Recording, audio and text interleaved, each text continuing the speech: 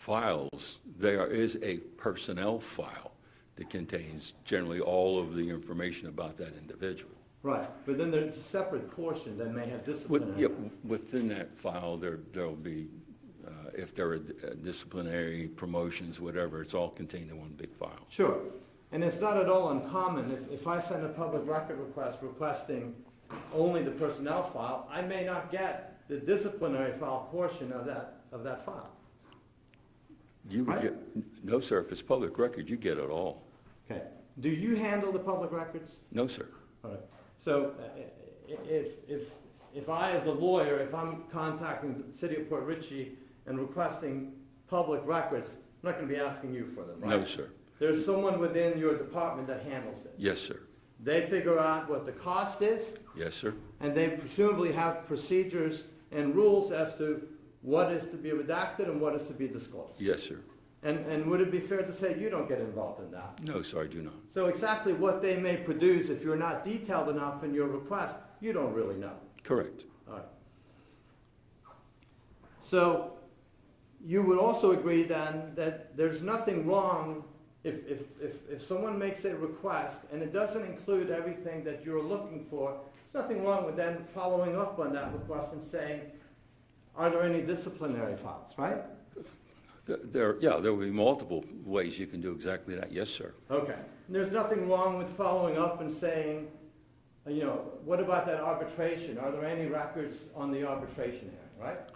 You can ask additional questions, additional requests, certainly. Sure, sure. And the person that's being asked these questions is the appropriate person to respond to those questions? Yes, the clerk. All right.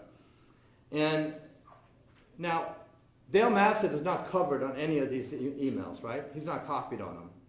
No, not that I'm aware of. Right. And you can look through them. I mean, they're strictly between Terrence Rowe And clerk.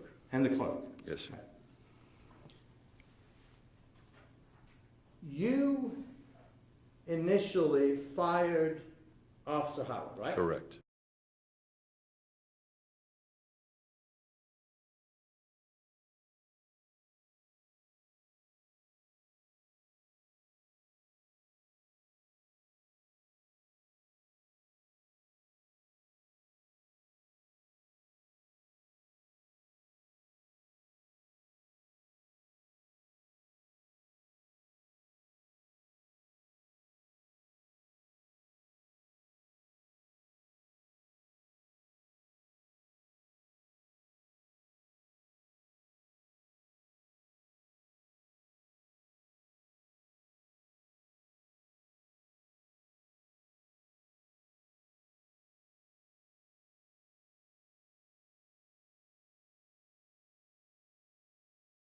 Basically, not respecting the hierarchy of the office is what your primary concern was, right? No, my concern was that the rumors that were supposedly being fostered by two officers was preventing me from properly performing my job. Had to do with clandestine night meetings that never occurred. Those were the rumors. Sure, sure. And let's be clear. Dale Massett never asked you to do any of the things that you did as far as investigating Officer Howard. Absolutely not. Right. And when you investigated this, you came to your own conclusion that Howard had violated the rules of the police department and that he needed to be fired, right? Yes, sir. Okay. And I think what you've indicated is what you learned from this experience, because now you say I was wrong, right? Yes, sir. Shouldn't have fired him. Yes, sir. But what you've learned from this experience is that your initial decision that the Conio probably shouldn't investigate it was probably a correct decision, right? Yes, I believe that's true. Because he was intimately involved in it, right? He would have been, yes. Sure, sure. It's sort of like investigating yourself. Sure. Right? Yes, sir. But more likely at this point you would, if you were in the same situation, you would reach for an outside agency to come in. Yes, I would. Someone who had no bias, right? Correct. Someone who had no interest in what was going on. Correct. Okay.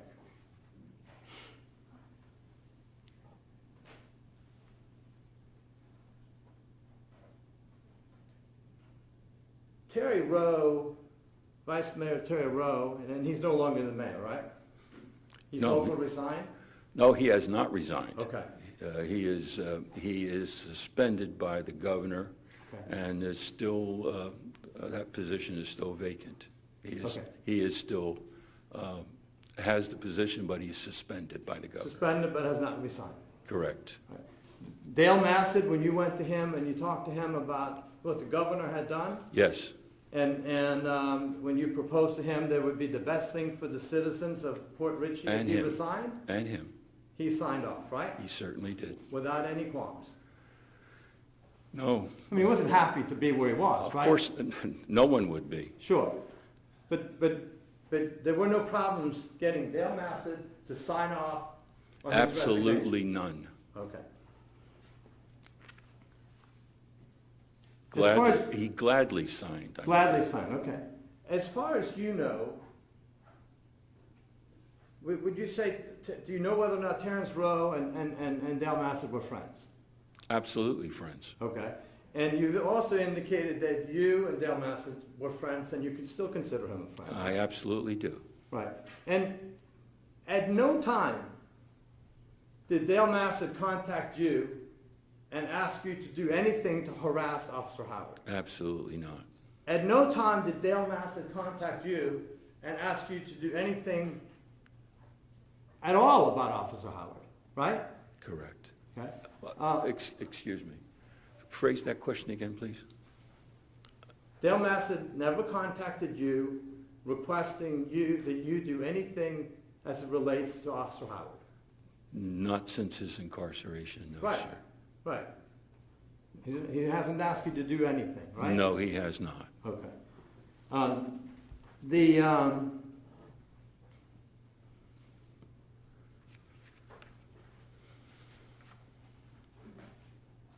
Have you had an opportunity to listen to the jail call? No, sir, I have not.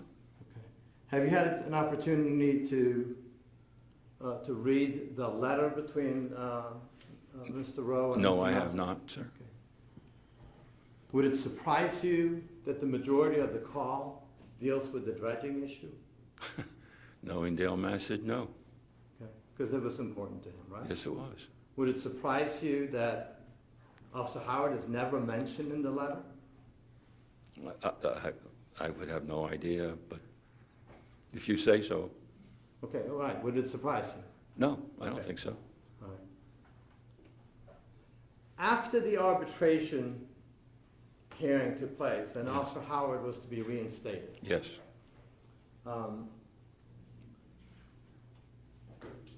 you received an order from the arbitrator. Judge Jacobs, yes, sir. Right. And the arbitrator wrote an order of about, what, 30 some odd pages, right? Something like that, yes, sir. Okay. You, in fact, read the entire order. Yes, sir. Yeah. Because you were intimately involved at that point. I lived it, yes, sir. You lived it, you were there for the arbitration hearings, right? Yes, sir. You're the one that actually fired Officer Howard, Yes, sir. not at the directions of anyone but yourself. Yes, sir. Okay. And so with that, you briefed the council on the ruling. Yes, I believe the ruling came down sometime at the end of December, and I think the first opportunity I had was the next council meeting sometime, I believe in January. I briefed council because I had to alert council. They would have to approve the payments that would have to be made, the amount of money given to the PBA attorney, and all the other issues concerning it. So both I and I believe the city attorney Matthew spoke to the issue. What year are we talking about? It would have been January of 18. Okay, so January of 18 is when the meeting takes place, when the arbitrator's ruling is adopted by the council. Yes, the arbitration, I believe, was from August through December of 17. He made his final decision, I believe, at the end of December of 17, so it would have been the first opportunity they had to present it to council would have been sometime in January. I believe the first meeting in January. Okay. And you don't know of anyone else who actually read this order. Would that be a fair statement? Of anyone else who read the order? Objection, Your Honor. Roll this. Sustained. You did not witness anyone reading the order in your presence. No, sir. There were several people who I saw. Looking at it. Looking at it, yes, sir. Sure. Probably lots of people looked at it, don't you think? I don't. An objection, Your Honor. Roll this. Counsel, let's move on.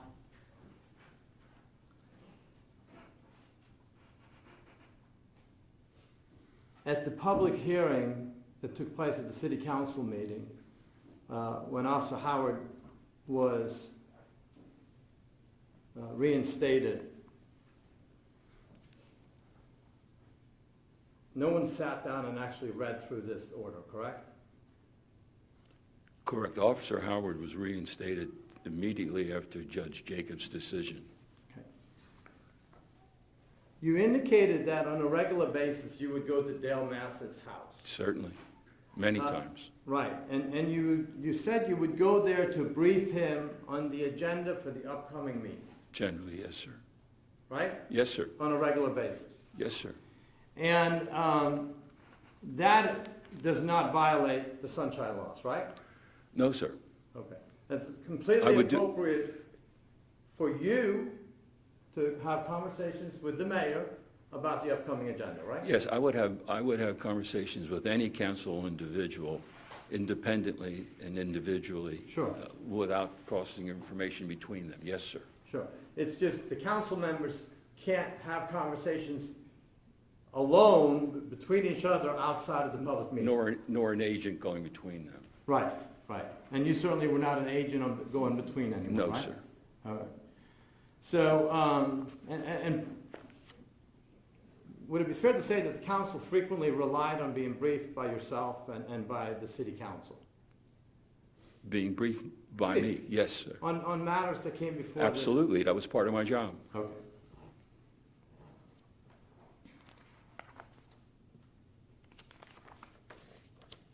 If I could have a moment, John. Okay.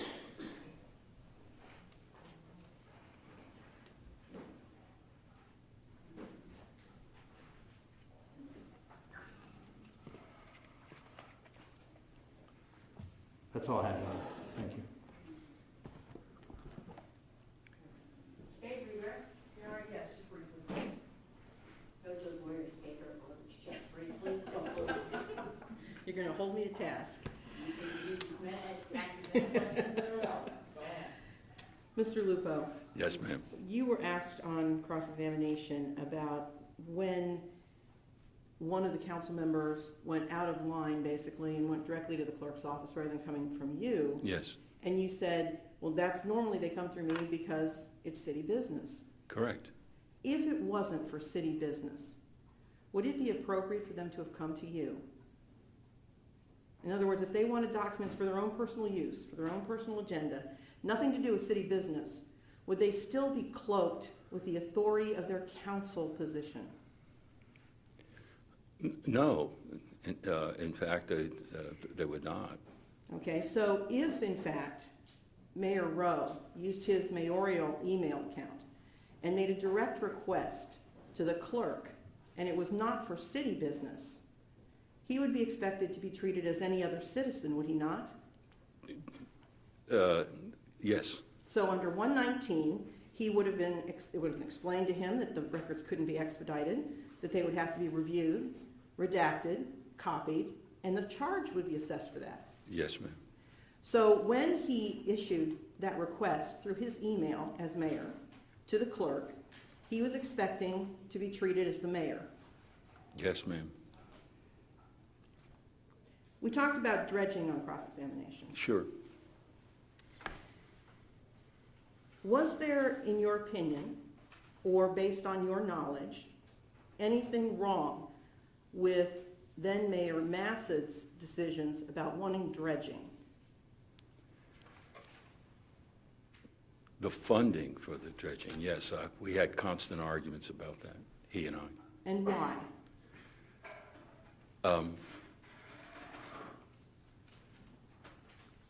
Dredging is a very expensive undertaking.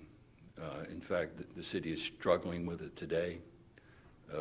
This evening, we have a workshop concerning it.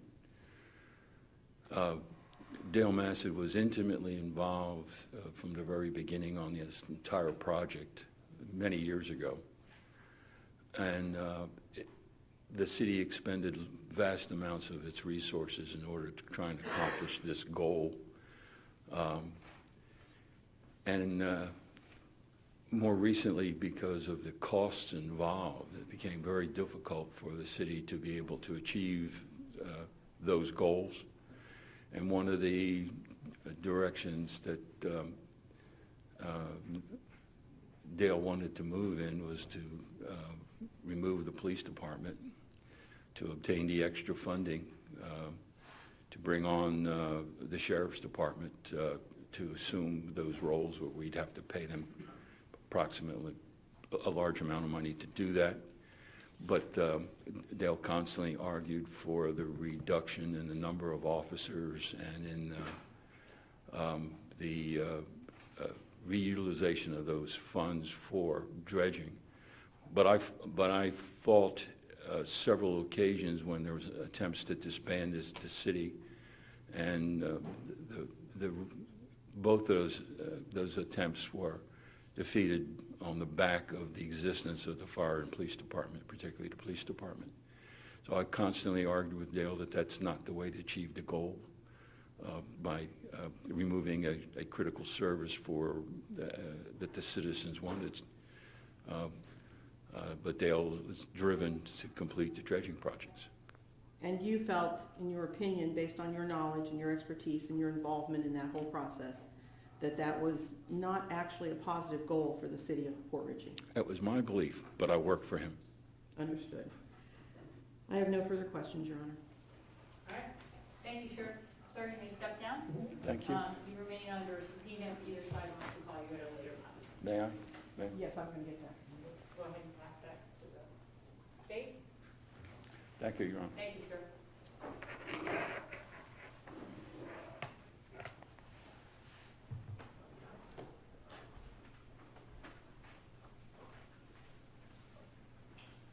Ladies and gentlemen, it's 12:02, great time for lunch. We're going to go ahead, and if you want to put your notes down, flip them over, and my bailiff will take possession of those, and they'll be right back where you are when you get back. You know a lot more about the case than when you left yesterday. I'm sure you know everything yet, but the same rules apply. No tweeting, texting, blogging, no talking about the case. Of course, you can tell your loved ones where you are, that we're still going. Just don't discuss the matter. Don't talk with each other about it, and don't talk to anybody else about it. Your electronic devices are right there. You'll be back. Just don't look up anything on the news or in the newspaper. No blogging, tweeting, or texting, or anything they made up yesterday. And you're excused to be back down in the jury pool room at 1:10. Okay? You don't have to stay here. You can go anywhere you want.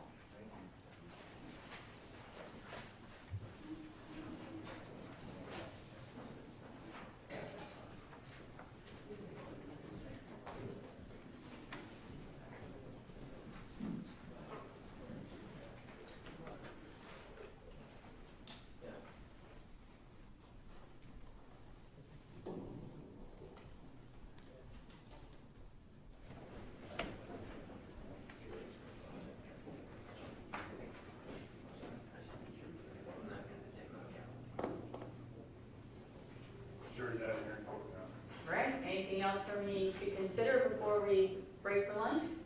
Either side? All right, we'll see you back at 12:10. 1:10, sorry. Thank you.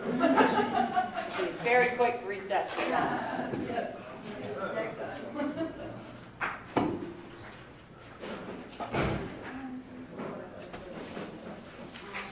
All rise.